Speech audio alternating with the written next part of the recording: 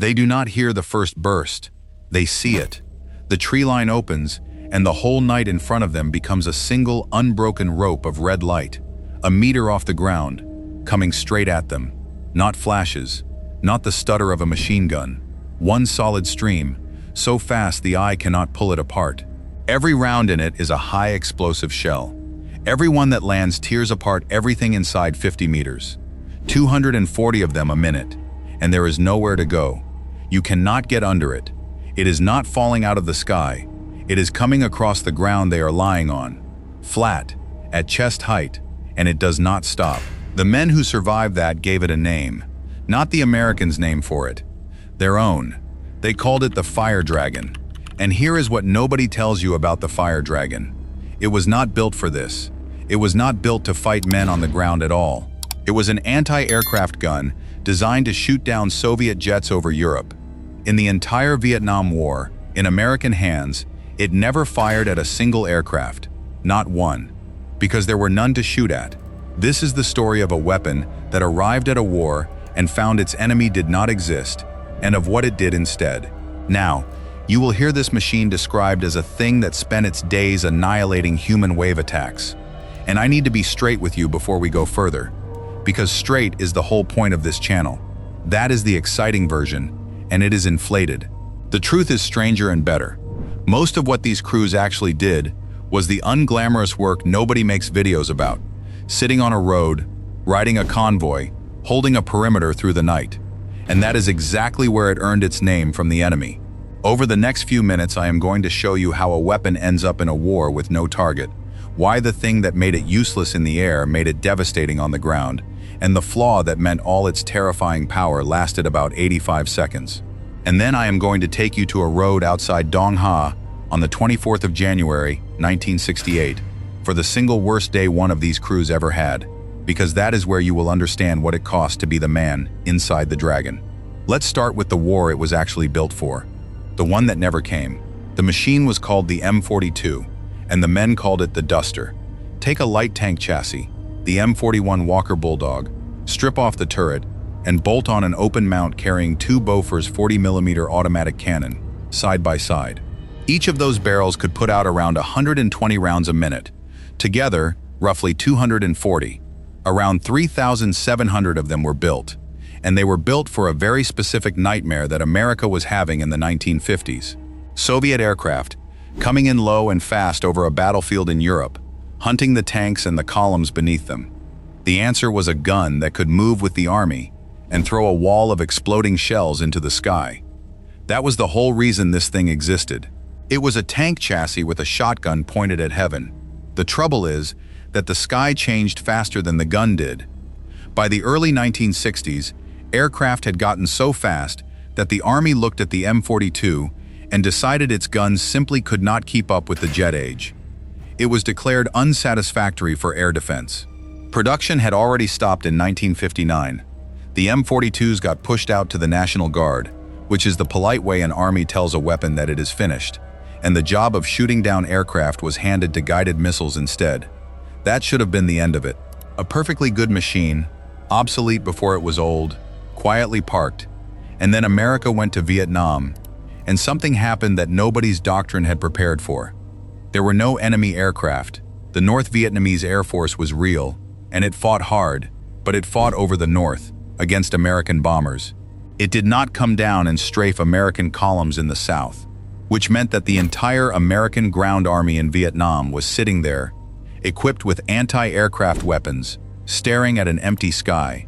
Every gun crew trained for years to kill jets, watching nothing happen, day after day, for the whole war. So sit with the absurdity of that for 1 second, because it is the hinge of this entire story. You have a weapon, built at enormous expense, for a threat that turns out not to be there. In any other war, that is a footnote and a waste of money. What happened instead is that somebody looked at that gun in the jungles and the mountains and the roads of Vietnam and asked a different question. Not what was it built to kill, what can it kill? And the answer turned out to be almost everything, because a weapon designed to hit a fast-moving jet has one quality above all others, and it is not accuracy. It is volume. To have any chance against an aircraft, You have to fill a piece of sky with more exploding metal than the aircraft can fly through. Now take that same gun and lower the barrels until they are pointing flat, at a tree line, at a road, at a hillside. You are no longer filling the sky, you are filling the ground.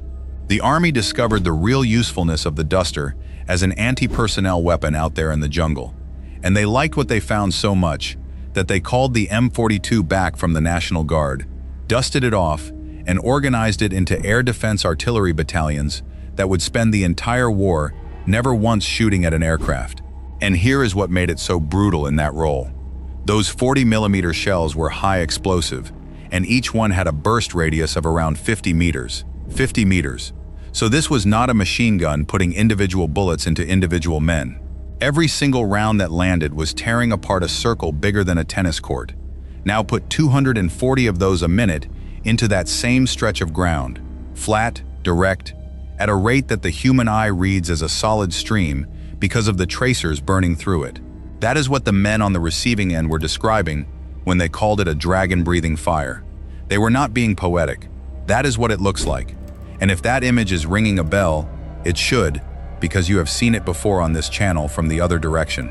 I made a video about the AC-47, the aircraft the Americans nicknamed Puff the Magic Dragon, that circled in the dark and poured an unbroken rope of red fire down onto the jungle, and about how the men underneath it looked up and thought they were seeing a dragon leaning out of the clouds. Same war, same enemy. And it turns out those men gave the same name to something that did the same thing from ground level. Two completely different machines, one in the air and one in the mud, built by different people for entirely different reasons, and the enemy looked at both of them and reached for the same word. That tells you something that no statistic can. It was not the technology they were describing. It was the feeling of being on the wrong end of that much fire at once, and there was apparently only one thing in their imagination big enough to hold it. But there is a flaw in the fire dragon, and it is the detail that makes this weapon human, and it is the reason the crews had to be so good. Do the arithmetic on what we just described. 240 rounds a minute is an extraordinary rate of fire, but a Duster carried a finite number of rounds, and at that rate, all of that terrifying power added up to somewhere around 85 seconds of continuous fire. That is it. A minute and a half, and then the dragon is out of breath, and you are sitting in an open-topped box on a tank chassis with two empty guns, which means nobody ever actually fired it that way. The whole craft of a Duster crew was discipline. Short bursts, the right burst, at the right thing, at the right second, because you did not have the seconds to waste. That is the beat everyone misses when they talk about the fire dragon. Its power was not that it could fire forever. Its power was that for 85 seconds it could do things almost nothing else on that battlefield could do. And everything came down to whether the men inside spent those seconds well. And it had other problems, real ones, and they are worth being honest about. The engine ran on gasoline, and gasoline engines catch fire. The 40mm shells had a fuse so sensitive that in heavy jungle, they would detonate on the foliage in front of the gun rather than on the target beyond it, which made the weapon nearly useless in exactly the terrain most of Vietnam was made of, and the ground itself chewed up the transmissions and the suspensions. Taking a Duster deep into heavy jungle on a long operation was not a good idea, and the men who used them knew it, so they used them where they worked.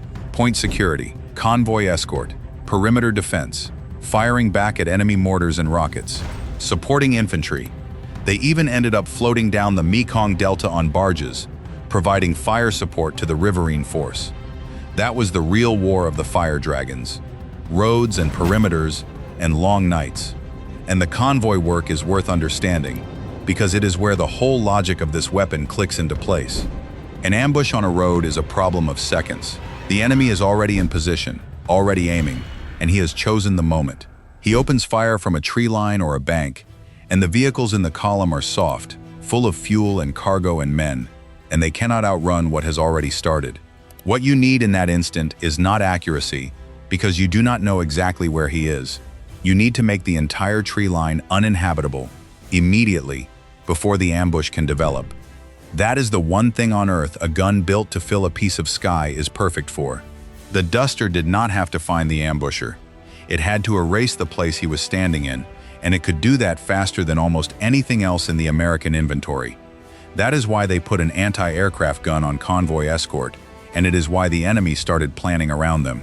And picture the other half of the job, because it is the part that goes on all night, every night, and nobody films it. You are sitting in an open-top steel box on a firebase at 3 in the morning, staring out at a black tree line. There is no roof over you. A mortar round that lands anywhere close does not have to hit you to kill you. You are on top of a gasoline engine and next to a rack of high explosive shells, and you are not allowed to move or hide or go quiet because your entire purpose is to be the thing that answers the second anything happens out there. You just sit in the dark, being the most important target on the base, and you wait to find out whether tonight is the night. That is what the Fire Dragon's crew actually did with their war. Which brings us to the part of this story that almost nobody tells, and the part that changes how you see the whole thing. At night, on the fire bases, the Dusters worked in pairs with the quad 50 caliber machine guns, and together they were the backbone of the perimeter. Everybody in that base slept a little easier because those guns were out there. And that is exactly the problem, because the enemy could do arithmetic too.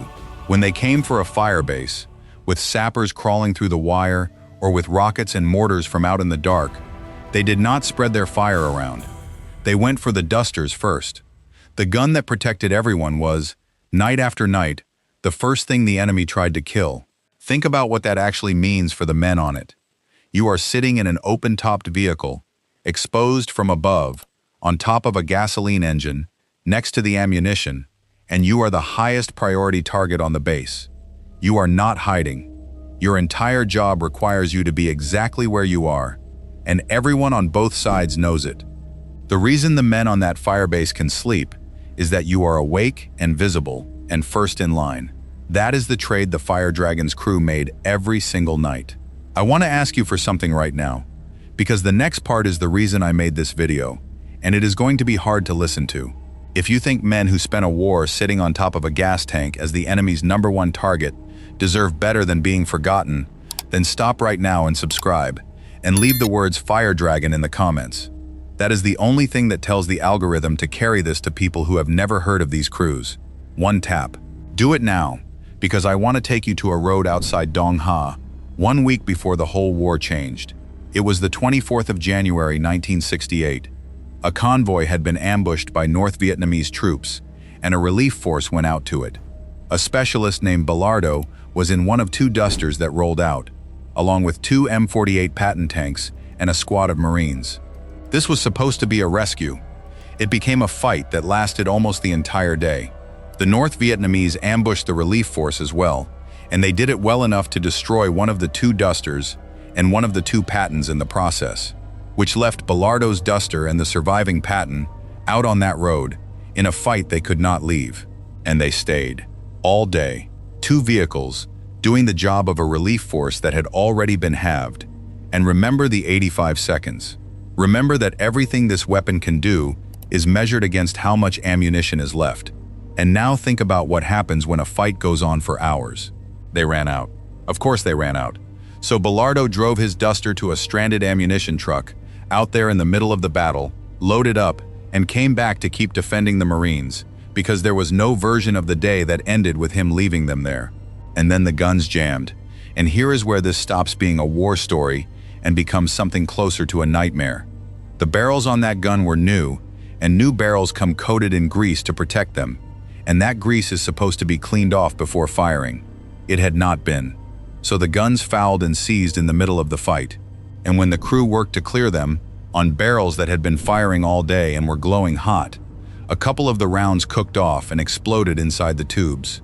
Bellardo was wounded for the 2nd time that day by his own weapon, because the alternative was to have no weapon at all. The numbers that came out of that action tell you the scale of it. Across the fighting there, 11 Dusters, 5 quad 50s, and 152 soldiers were involved. They fired roughly 20,000 rounds of 40mm and 28,000 rounds of 50 caliber. 17 men were killed, and 55 were wounded. That is the Fire Dragon. Not a machine mowing down waves of men in some clean spectacle, but a crew on a road, all day, out of ammunition, driving to a stranded truck to get more, clearing red-hot guns with their hands, and getting hurt doing it. because a squad of Marines needed them to keep firing. And the cost across the whole war was carried by men like that. Across the 3 Duster battalions and the attached Quad 50 and searchlight batteries, more than 200 men were killed.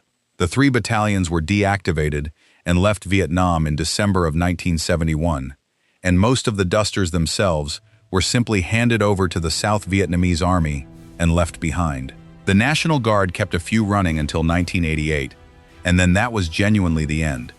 But the Dragon did not die, because that same Bofors 40mm cannon, the gun built to shoot down Soviet jets that never came, ended up mounted in the side of the AC-130 Spectre gunship, the direct descendant of Puff. Follow that thread all the way through. A gun designed to fire at aircraft that spent an entire war firing at the ground instead was eventually bolted into an aircraft so it could fire at the ground from the sky. The Fire Dragon on the Earth and the Dragon in the clouds turned out, in the end, to be the same animal. That is the real story of the M42. Not a weapon that was too old, but a weapon that was too specific, built with total commitment for one enemy who simply never turned up. It could have been the biggest waste of money in the American arsenal. Instead, it went to a war where the sky was empty, pointed its guns at the ground, and became the thing the enemy named after a monster. And the men who made that happen spent their nights as the #1 target on every base they protected, sitting in the open on a gasoline engine, waiting.